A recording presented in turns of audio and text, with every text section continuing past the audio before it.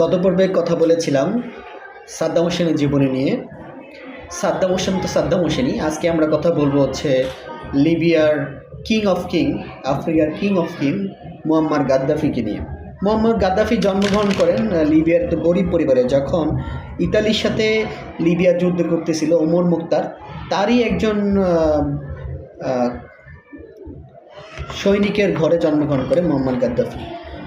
Gaddafi জনপ্রিয় হয়ে ওঠেন সেই তখনকার যে শাসক ছিল ইতালিপন্থী, তার বিরুদ্ধে বিদ্রোহ করে ক্ষমতায় আসেন। 42 বছর ক্ষমতায় ছিলেন।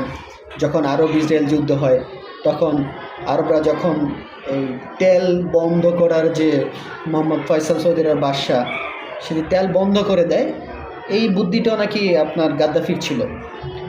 ওই সময় থেকে গাদ্দাফি ক্ষমতায় আসে, তেল বিক্রি করে তার দেশকে অনেক বেশি ধনী করে এবং শিক্ষা, চিকিৎসা, বিবাহ ভাতা, অনেক ধরনের ভাতা সুবিধা চালু করে। কিন্তু তার কিছু ভুলও ছিল। সেই ভুলগুলোর মধ্যে একটা ছিল যে উনি অনেক বেশি অহংকারী হয়ে যায়, নিজেকে অনেক শক্তিশালী মনে করা শুরু করে। তবে সে কিছু ভালো কথা বলে গেছে, যেমন আরব বিশ্ব সম্মেলনে বলে গিয়েছিল যে সাদ্দাম হোসেনের পরে পরবর্তী আরব শাসক কে হবে, হতে পারে আমি হইতে পারি বা অন্য কেউ হতে পারে। তো আসলে তাই ঘটেছে। সাদ্দাম হোসেনের পরে সেই আমেরিকা চোখে পড়েছিল। আরেকটা বিষয় আমেরিকা তার উপর খেপেছিল, সেটা হচ্ছে যে সে পারমাণবিক বোমা কিন্তু সে বানাইতে চাইছিল। সে যে জাহাজে করে পারমাণবিক বোমা সমস্ত কাঁচামাল পাকিস্তান থেকে নিয়ে গিয়েছিল। তো সেই কাঁচামালটা আমেরিকার কাছে ধরা পড়ে এবং আমেরিকা বুঝতে পারে সে তো বিপজ্জনক হয়ে যাইতেছে। এবং আরেকটা বড় সে কাজ করে, সেটা হচ্ছে যে আফ্রিকায় যে মুদ্রা ব্যবস্থা চালু করার চেষ্টা করে। আফ্রিকার দেশগুলোকে স্বাবলম্বী করার জন্য সে একক মুদ্রা ব্যবস্থা চালু করতে চায়, যেটা করার কারণে আমেরিকা অনেক ক্ষেপে যায় তার উপর। বুঝতে পারছে তারে ধ্বংস না করলে আমেরিকার হয়তো বা লাভ কমতে থাকবে। কিন্তু সে খুব সাহসী লোক ছিল।